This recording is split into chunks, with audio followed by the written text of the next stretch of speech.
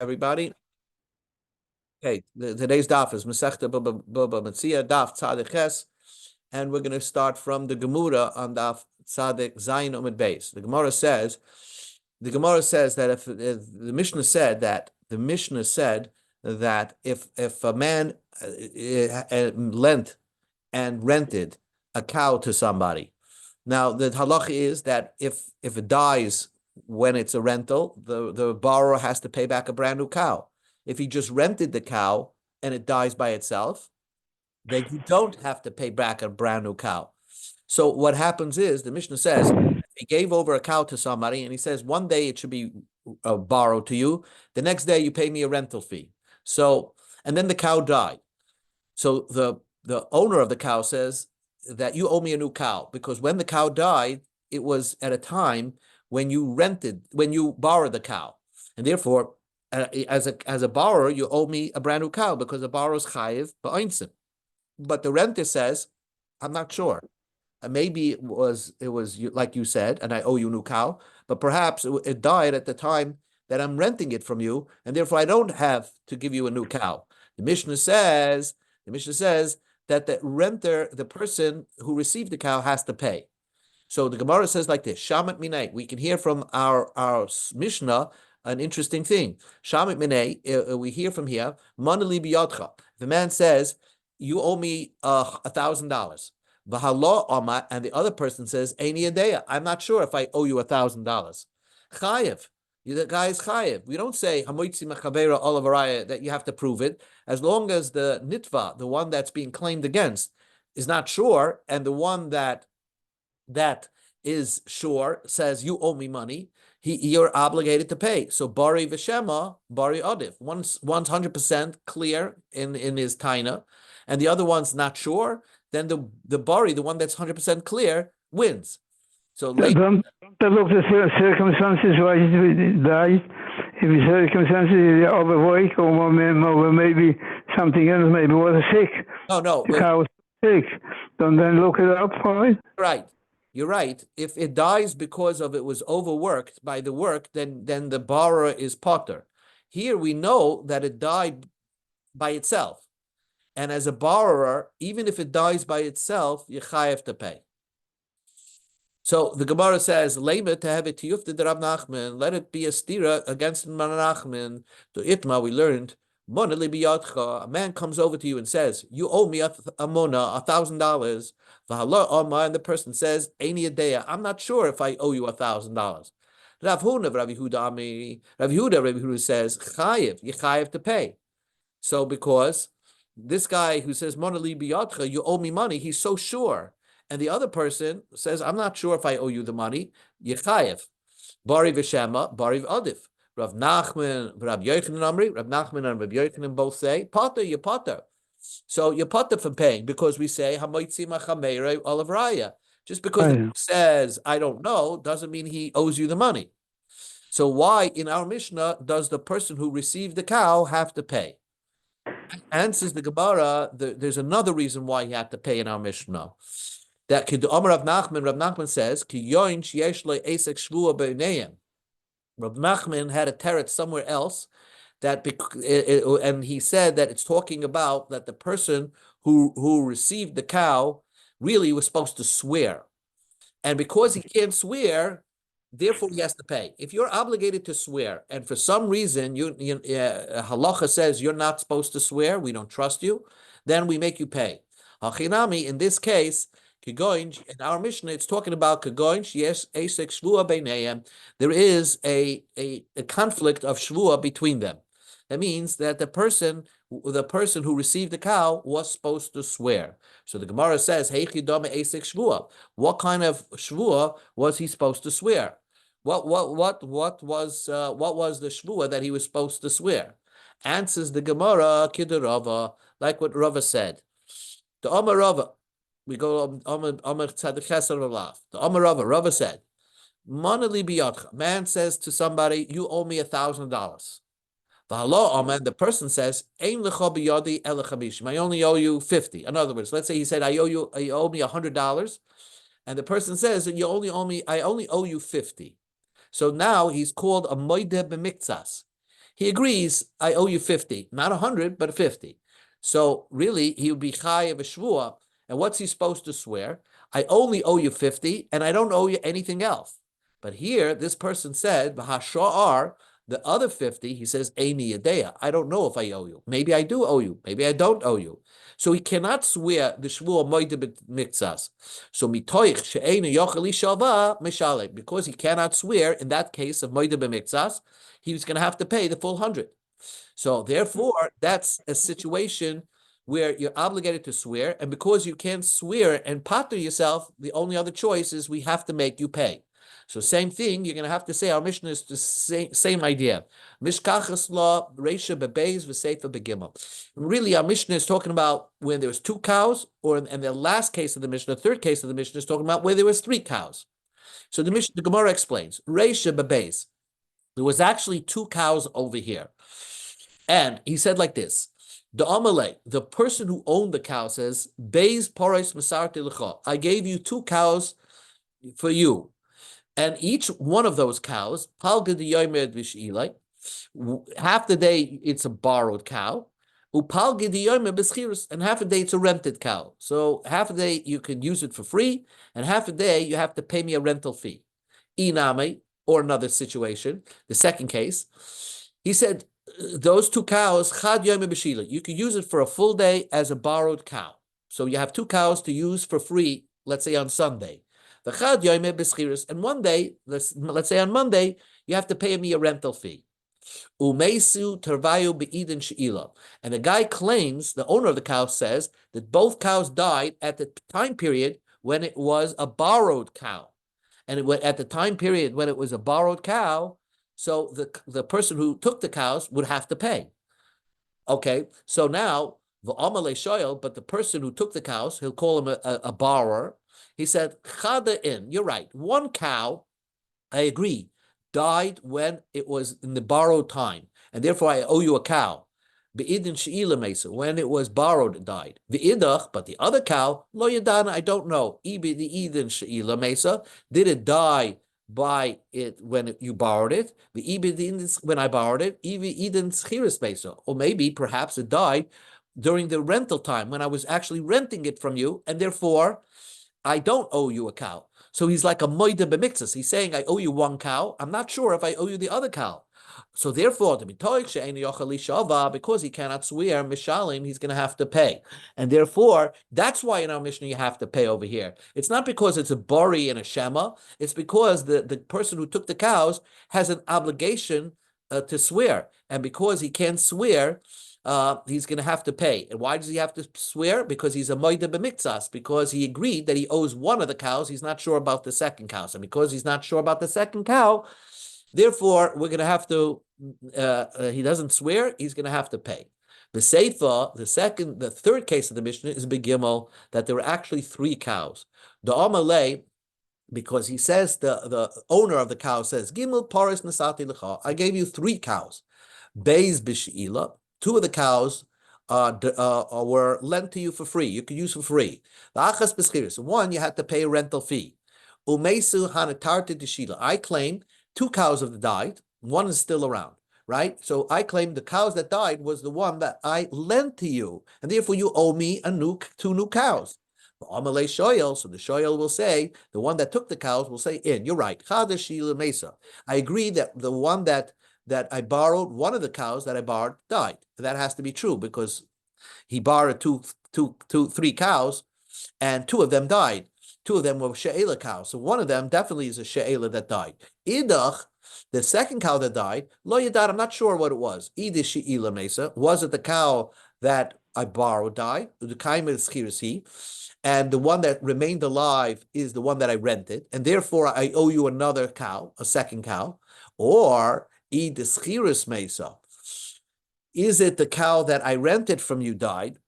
Vaha, the kaima the she'ila, and the one that's still around is the she'ila. And if the schiris die, I don't have to pay you anything because as schiris you're not chayiv if it's mesa, if it just dies. So because he can't swear, he's moida on 1 cow. He's not sure if he owes another cow. Therefore, we make him mishalim. We have to make him pay. Concludes the Gemara. That's only the assumption that you can call somebody a moide b'miktsas if he agrees he owes half, and the other half he's not sure. You can still call him a moide b'miktsas, and therefore he would normally be chayiv shvua b'tak she'enei yochel lishba mishalim. But according to Rami Bachama, in order for a moide b'miktsas to be chayiv shvua, you have to have a definite denial of something. And then maybe the third will be the third part would be something you're not sure of. So you'll have, I agree with one, I definitely deny one, and I'm not sure about the third.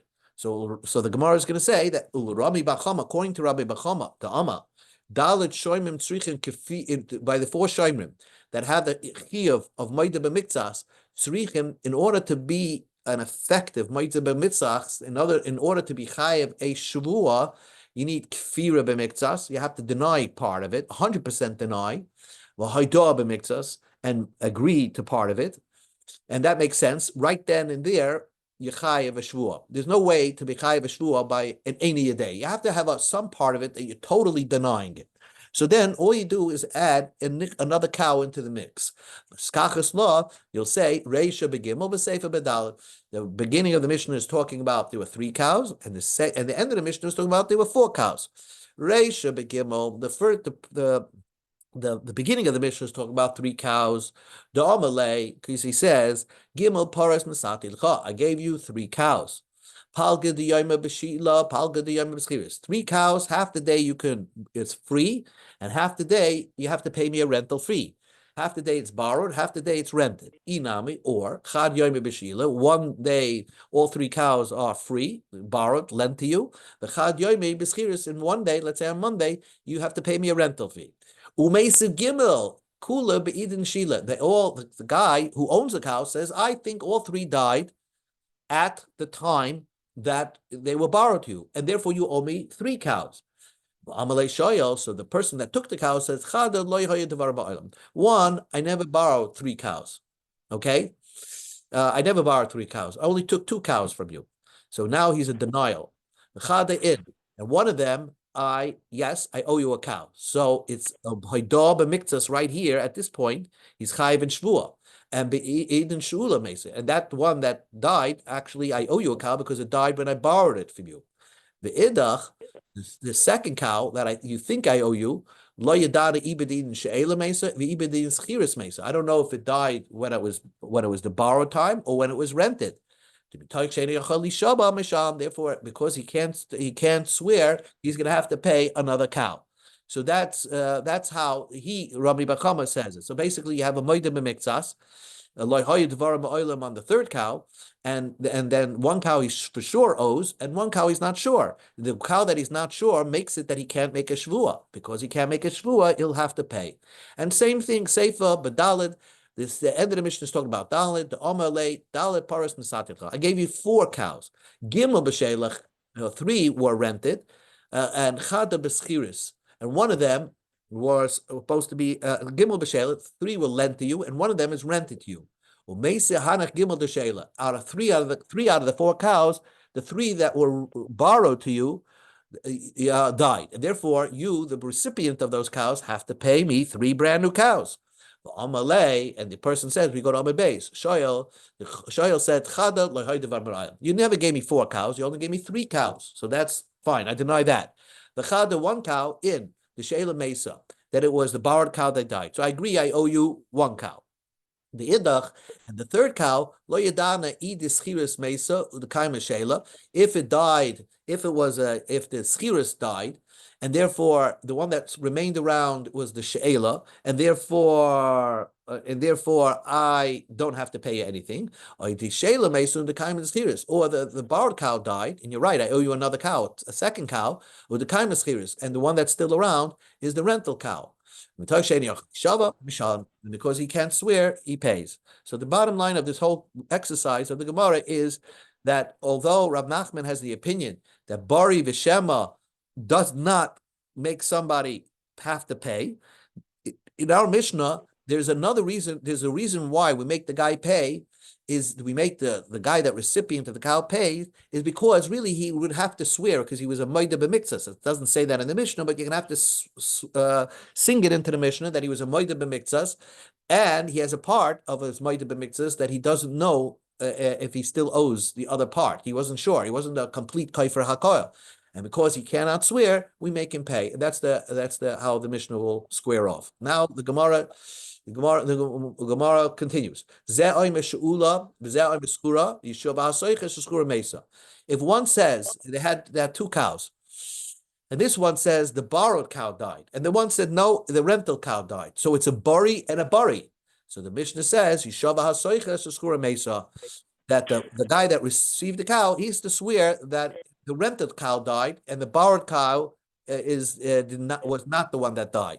Says the Gemara, V'amai, why does the person who received the cows have to swear? He's not a moida b'miktzas. Masha tanu loy hoydaloi, masha hoydaloi loy tanu. Whatever he has a claim, he's not agreeing to that claim. And when he's mimoida, that wasn't the taina. In other words, the owner of the cows is saying shu'ula mesa. But he's not saying, oh, you're right, a shu'ula mesa. He's saying a schura mesa. So, like, that's not called a moida b'miktzas. Like, say, you moida b'miktzas, if you claim somebody owes you $1,000, and he says, I owe you a ballpoint pen. That's not the moida b'miktzas. You're not agreeing on this. You're not talking about the same thing. So he's tying a shu'ula mesa, and he says schura was the one that died. So whatever he tied it, he's not agreeing to, and whatever he's agreeing to, he doesn't tie it. So the question is, why does the recipient of the cow have to make a shavua? That's the question. Really, Ola says Alidei Gilgal. He really doesn't have to make a shavua, but he's going to make a shavua anyway. Because when you say schura mesa, if you rented a cow and it died by itself, you also have to swear. You have to swear, even if you are a renter, you have to say, Ishtabali izi mias dechedarka mesa. That you have to swear that it died of natural causes, and as a renter, you're putter from paying. So you're going to have to say this cow died of natural causes. Once you're already swearing, once you're already swearing that the cow died of natural causes, you have to swear also that it was the rented cow that died and not the borrowed cow that died. So that's why it works over there that we make the recipient of the cows swear, because he's swearing anyway. Once you're swearing, then you could tack on another shvuah. If they both don't know if the schura died or the shula died, you make it a split. Hamani, who's the author of our Mishnah, Sumches, the Omar, who says, Sumches has this opinion, Maman, Hamutur Besafek, Chalkin, if you're not sure if you owe money, if two people have a disagreement, if they owe money, Sumches says you split it. And the classic case of Sumches was a cow chased an ox chased a cow into a corner and gored the cow. And all of a sudden we come to the cow, we see not only is the cow dead, but it had a baby that died, right? We don't know if the ox caused the death of the cow. He certainly caused the death of the cow, but did he cause the death of the baby? Maybe the baby was born before the ox gored the cow. So neither party knows. The owner of the cow is not 100% sure. The owner of the ox is not 100% sure. So they split the cost. In other words, you pay, if it's a tom, you pay for half the cow. And for the baby, you're going to pay a quarter of the baby of the cow because you're not sure. So that's Sumchus. So Sumchus is our author of a Mishnah that when you have Mammon, Hamutul Basafik, if you're not sure if you have to pay or not, Cholkin, you compromise, you split it in half. So Boy Rab Abba Mamama asked the question. Sha'ala babalim schara loy babalim. We know again that if bal of imoy, if the bal is working for you when you borrow something, you don't have to pay. So let's say a person borrowed something from someone. Let's say he borrowed an animal, and the balim was doing work, but then he changed the contract and it said, you know what? A few days later, he rents it. At that time, the balim was not doing any work for him anymore. So now you have shalom babalim, schara le babalim, mahu. Do you consider it as if the schara, the extension is the renting is now an extension of the original contract of borrowing?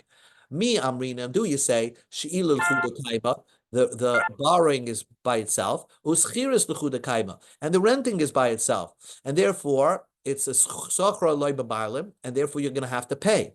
Or dilma, maybe not so. Schiris b'sheila meishach shayche do mechayev b'gneva veda. When you borrowed something, you're chayiv in all mishaps that happens to the animal, gneva veda, and not only that, oinsim. Then when you made a contract that it should be a rented animal, well, you just demoted that you're not chayiv in oinsim, but you'll still be chayiv in gneva veda, and that you will always chayiv in gneva veda because you borrowed the animal. So therefore, it's an extension of the she'ela. The rent is going to be an extension of the she'ela, and therefore, just like when at the time you rented, you borrowed it, you were part of it because Balav was doing work for you. So even if it was later on you made a rental contract on the same item, you didn't return it. And even though the bilam wasn't there, we consider it as if the bilam was there, and you'll still be not going to be obligated to pay. If you want to say schira b'sheila meishach shaycher sachra b'bailam sha'ol shloi b'bailam mahu. What would happen in this case? You have a rental with borrowing, and it's connected. Fine, but let's say you did the reverse. You first rented it, and then you borrowed it. What would you say about that? Do you say borrowing it after a rental has nothing to do with it, because as a borrower you're now chayiv in oinsin, and as schiris you are only chayiv in geneva veda. Or dilma, do you say kiva the shaykh b'miktzas command the shaykh b'kula dame? Since at the time of the schiris you were already chayiv in geneva veda. By borrowing it, now you're adding something to it. You're chayiv in onsim. So, but already by the schiris you had the bailam imay. So maybe, even though you borrowed it shloi b'bailam, we'll consider it as if it's an extension of the schiris, and the she'ela will be considered as b'bailam, and you're not going to be chayiv to pay. Two more questions. Im tim tzaloim, if you want to say loy amrinim, you don't say kimin the shaykh b'mitzvahs kaban the shaykh b'kula dami. We say no, they're not related. They're not related. So if you have schiris first and then she'ela, there's no connection. She'ela b'bailam. Let's say you had first she'ela b'bailam. So then you have the rental without the bailam. So you chayiv to pay for the rental, no matter what happens. But because of a shayla, then you had a borrowing. Do you connect the second borrowing with the first borrowing? Do you say that they're connected? That the second borrowing is like a repeat of the first borrowing, and just like the first borrowing was bailam, so the second shayla was also with bailam. But you interrupted it with a rental. So you interrupted with a rental, it'll disconnect the second shaila from the first shaila, and on the second shaila, since there was shloi b'bailim, you would have to pay. Or sechara b'bailim u'sha'ala. First, you did a rental with the bailim, so you're parted from paying. U'sha'ala, and then you borrowed it. So the chazor schachra, and then you rented it without bailim. Maho. So mi amrina asile schira l'duchta. Do you compare? Do you say that the second schiris is connected to the first schiris, and that just like the first schiris you don't have to pay because it was b'bailim, so the second schiris you'd also not have to pay. Or dilma afsake she'ela beini beini, but you had a she'ela in between, so that interrupted the two schiris. So the second schiris becomes like a brand new schiris shloi b'bailim, and therefore you would have to pay on any mishap. So Rami Bechama answered, take all the question, especially last questions, remain unresolved. As Hashem, tomorrow we'll begin from the Mishnah. Okay.